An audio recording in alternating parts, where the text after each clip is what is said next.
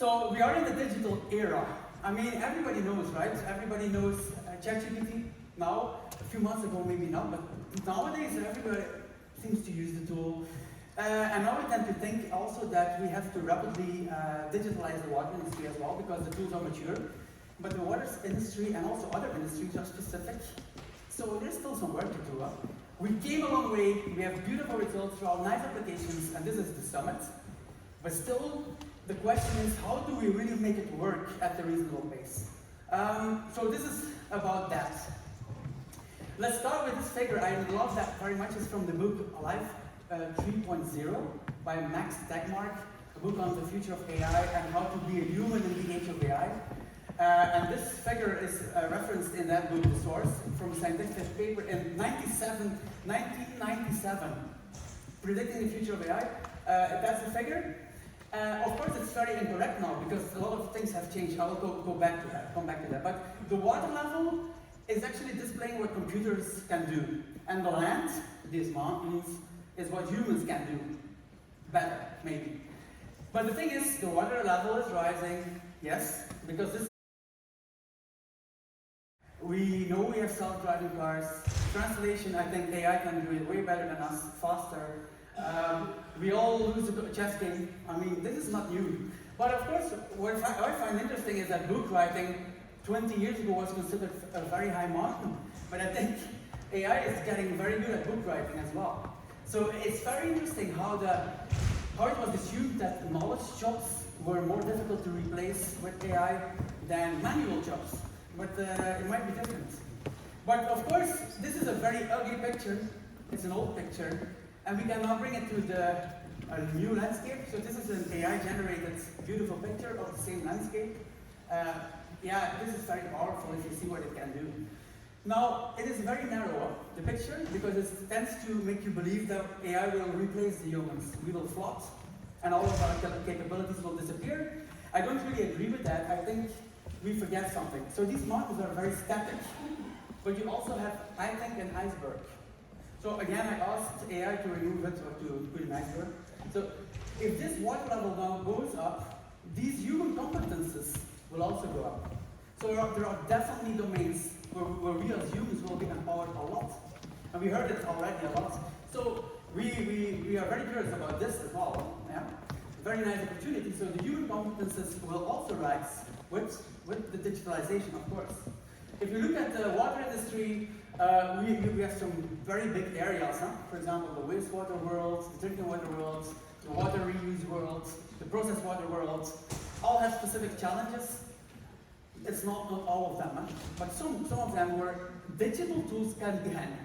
For example, we all know climate change, mitigation and adaptation, mega trend, aging workforce, a lot of issues. Water reuse is all about reliability, risk management, especially if you talk about potable reuse. When you look at wastewater, well, we have more stringent effluent requirements. You have to really make your plants work better than ever. Emerging contaminants. At the processed water side, you have making water fit for purpose, being future-proof. We work with a lot of chemical companies, for example, in Belgium, a rainy country, and they are stressed about the water availability. So this is really crazy, right? And drinking water, we know a lot of drinking water utilities that are our customers that used to be groundwater treatment companies, and they're shifting towards surface water or secondary effluent. Big changes.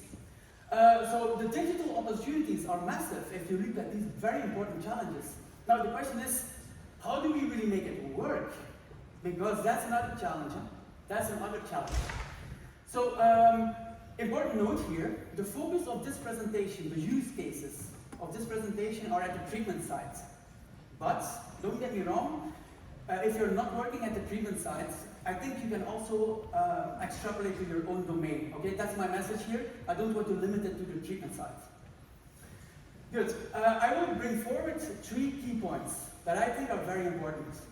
The first key point is to balance the TRL and the MRL. Yeah. So I will go a little bit deeper on this, what I mean.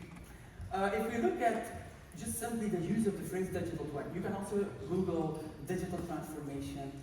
You know all these buzzwords, ML, AI, you can put them in Google Ngram, And Google Ngram will display for you what is the proportion of usage in the global literature of that term. So if you simply do it for digital twins, well, this is happening, yeah? So something very spectacular is happening. It's a vertical, it's more than exponential, right?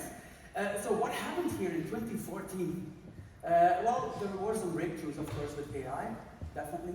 For example, around that period, AI was beating a human with Go, a game that was supposed to be a human game, very complex. There are more combinations in Go, in the game of Go, than stars in the universe.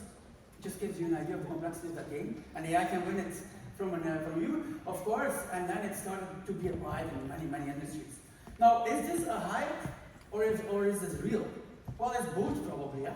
It's both. The question is, how does this curve translate to business and adoption and embracing of these tools in the water industry? I think there's currently a mismatch. So many utilities, so many people or providers are talking about AI, models, digital transformation, but very few are really implementing it at a wider scale or successfully. So there's currently a mismatch. Not a problem, huh? We are early stage, but we just have to realize that. Now, if you make a business plan only on this, you can really maybe over exaggerate. So patience is also important. Huh? I will come back to that. So you look at typically we look at technologists at technology readiness level. Most of you will be familiar with this. How mature is the technology? For example, we have developed a new AI model for leak detection in networks.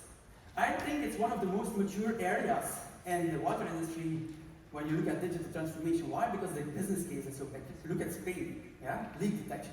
So TRL is rather high. So a high TRL says the digital tool is proven, has been deployed at full scale, it's ready for use. And a low TRL means, wow, there's still development, significant research and development needed. It's not enough. This is not enough. Because what I think is that the digital tools are more advanced than the readiness of the market. And that's an issue we have. I don't think we are technologically limited right now. We might be market readiness limited.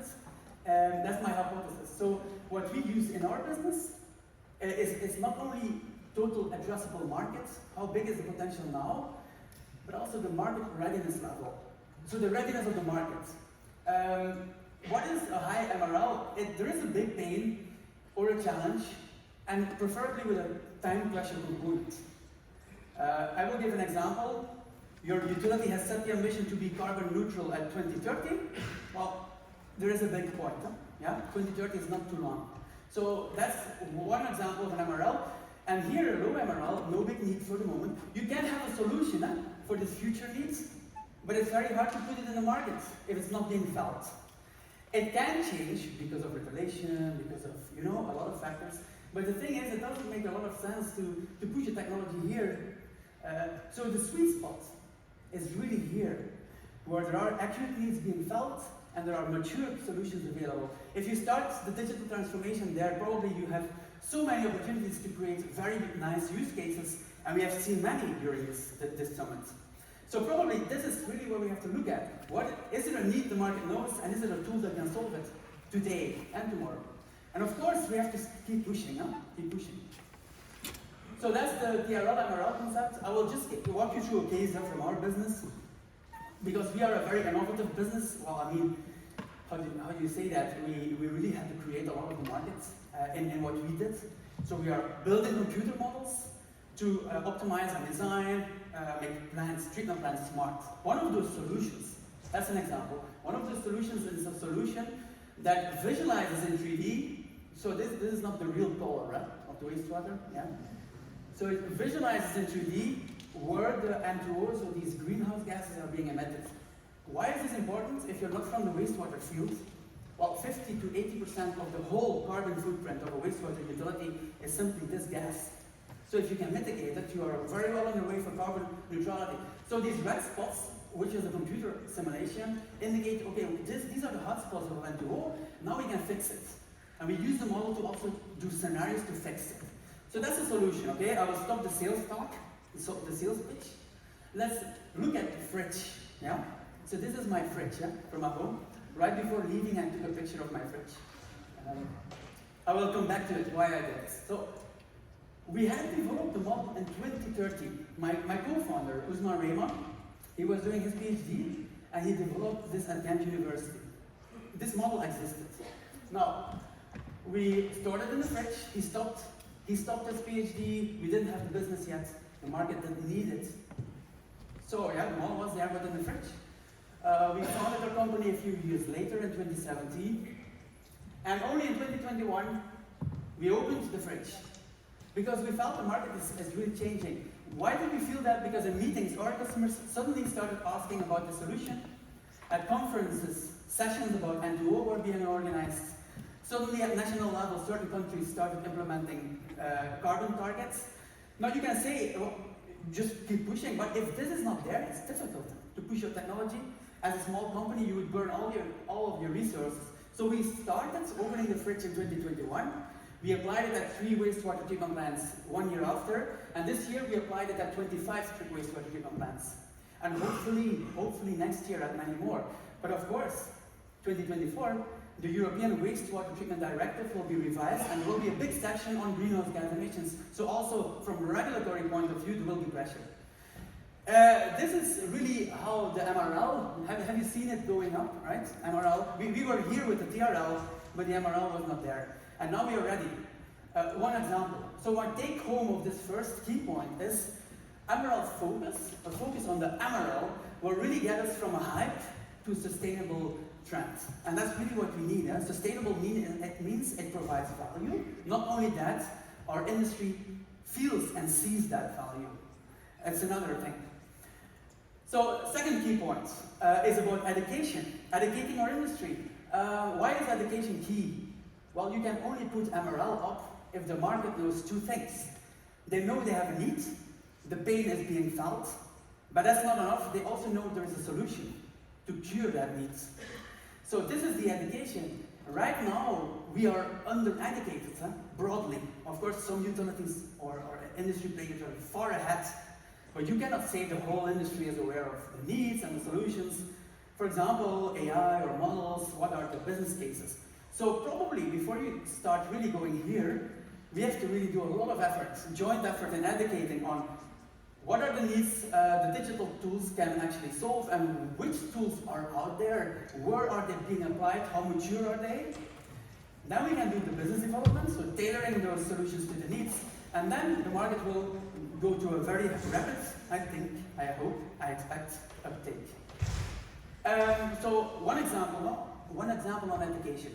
We don't know a lot of utilities that have a clear answer on, do you know the difference between a mechanistic model and a data-driven model? You can say, oh yeah, that's obvious, yeah, but we are working in the digital transformation. But I mean, not many utilities, this is not common knowledge. So we simply start educating it. Mechanistic is based on known physics, chemistry, and biology. You have some formula, and data-driven is purely based on your data. For example, machine learning or statistical models. And we have seen many beautiful examples of hybrid models where you combine the best of both. We also strongly believe a lot of the future, especially if you look at digital twins, will be in hybrids. That's also how we look at it. So how do we explain it, for example, to our customers? I typically explain it with the hydrostatic pressure. It's somebody most of us know. So this is a water column, and just imagine you want to figure out what is the formula, or how can we predict the pressure at the bottom, measured with a sensor as function of the height. Of course, we all know it's linear, but I will just assume you don't know this. Well, if you go data-driven, you put a sensor, you record the pressure as function of the height, and you have this result. And then you apply a certain formula, either an AI model or a statistical model, that will give you this equation. Pressure equals a certain factor times the height. Great, you have a model that describes your system. Now, there is an issue. Just imagine density is not in your model, and you do the same test with HCl, which has a 20% higher density than water, hydrochloric acid.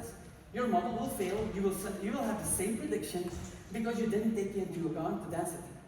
Of course, you can do that, and then your AI model again is accurate. Now, on the other hand, if you have the formula, this is a mechanistic model. We already know pressure equals the density times the gravity and then the height. It's a little bit the same formula, by the way, but this model doesn't know A is actually the density. Yeah, the mechanistic model knows that. So these parameters have a physical meaning, and this parameter has no meaning. So this model can use the density as an input, and you will get the prediction right. Yeah, I'm not saying, don't get me wrong, huh? I'm not saying a mechanistic model is better than a data-driven model. I'm just illustrating some differences, fundamental differences. And if you want a hybrid model, just imagine, well, you want to make this formula temperature dependent, and you have some empirical data that describes the density as function of the temperature.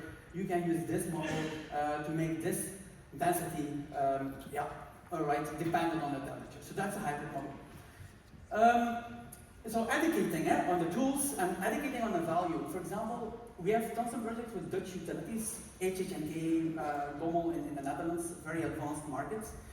They wanted to build a new facility to remove pharmaceutical residues from the wastewater. They had no experience with it, so they had to go through on-site piloting, then they had to design the plants, then they had to operate the plants. So quite some needs. No knowledge, piloting, yeah. And if you look at it, what they have done is we built a model. We also built a model that was Amazon, so this is another of our solutions we have developed. It runs in Sumo. So we built a model before the plant was built. The model was used for virtual piloting, and they saved like $500,000 in cost of piloting because they could use a computer model instead of a physical pilot. They saved more or less 1.5 years. Then in the design stage, the model was used to design the plant. This led to a bromate reduction of 40%. Bromate is a byproduct. It's a toxic chemical you don't want. Yeah? But by properly designing it, you can lower it. And then once the plant is in operation, operators will get training with the model. So they already have the training right now, even the plant is not in operation. Just illustrating a business case, and it's a no-brainer. This is a no-brainer if you look at it. Take home of my second point, show what's possible and openly share the use cases. And I think also we should maybe share more of the challenges that we face, because we are very defensive. It's a great digital twin, it works, it's very accurate. But probably we should be a little bit more open. We can definitely improve on that. Implement thoughtfully. That's the second and third key point. Implement thoughtfully. What do I mean with this? Well, this is our core business in the end. Of course, transportation of water and protecting the environment as well. But if you look at the process side, a plant, the core business is a process. And what you want is certain input goes through it, it comes in. This is the water to be treated. And what you want is an output, which is the effluent, which has a certain quality and a certain quantity. This is what you want in the end. And how do you do that? It doesn't happen automatically. You have to build and operate the plant, you have to put stuff on that, you need resources. And our goal as a water industry is to achieve this the best possible way with the minimal amount of resources. This is, I think, really a core business of digital. Yeah. So if you look at that core business, I asked ChatGPT, can you give me a picture of a water professional that combines process and digital expertise? Generate the picture. This is what AI generated. Yeah. So it's a white raven. These people are very scarce. Very, very scarce. We have a few. We have seen a few already. But, you know, it's a challenge. Why is this a challenge? Because some people are very much aware of the needs, and other people are very much aware of the digital tools. But you need to combine both, and that's a bit of an issue. If you don't find it in one single person, you need somebody that combines it in a team. So despite this challenge, digitalization should really serve the core business. If it doesn't, it's very hard for the business case. So how can you avoid this maybe? Well, 2 points. Work needs driven. Identify the problems that are felt most acutely right now and connect them with solutions. And then you need some people, one or more people in the team that are the bridge builders, to my experience. These bridge builders are very much aware of the core needs of a utility, of our business, very much. But they also have some vision on, I think AI would work, guys, or this model would work, and they can connect, and then they can activate a team to make it work. The best collaborations we have with utilities are mostly driven by people at the other sides that are the bridge builders. If they are not really there, we also try to fill that gap. But you need somebody that guards the business case. Next to avoiding the silos, I think a second principle of thoughtful implementation is the compatibility and integration. How many businesses right now are building digital platforms? The question is, will they all be connected in the future? Will be there one monopoly company that just acquires all the other companies, like a Facebook? Or I don't know. But one thing we can learn from other industries is the integration. This is my gym book. I do some workouts. So I map them. So this app is mapping it. And then you could say, yes, Strava is actually a competitor, right? Because Strava is also an app that tracks sports performance. But these two collaborate. You could say they are competitors, but if I now do a workout here, because I think this app is better, the data is just uploaded to Strava. Because I want all my data in one platform, but some platforms are way better in certain specialty. And that's what I think with integration, so we should not be too competitive. I think, of course, there is a healthy competition, but I think we should be very open when we look at platform integration, because who knows how the future will look like? Who knows which platform is best? Now, 5 years, 10 years, who knows that? I mean, it's difficult. So I think this flexibility, we really have to think about. So let's also learn from the other industries. One good example is the smartphone industry. This is a platform business as such, and it's a tech business. iPhone doesn't block Google, the Google search app. Yeah, because they are very, very broadly competitors, but not in that area. So we can learn a little bit. So I think we can break the silos and allow a flexible design. This would really serve our industry a lot. How to conceptually do it, of course, but I think this is a key point. This brings us to the conclusion. So these are these three challenges, these key points I mentioned. Balance the TRL with the MRL. Balance your technology readiness with your market readiness. And remember that you cannot twist the arm of a market. You cannot artificially push an MRL through the roof. Sometimes you need patience and education. That's the second point. And then implementation that is done thoughtfully. So in the end, what we all agree on probably on this summit, digitalization offers unprecedented opportunities for tackling our biggest challenges, because this is also where the business cases are. Leaks, climate change, aging workforce. And then if I summarize each of those three key points in just one keyword, I think we can unlock, partially or completely help unlocking this. So the first one is practicality, related to TRL, MRL.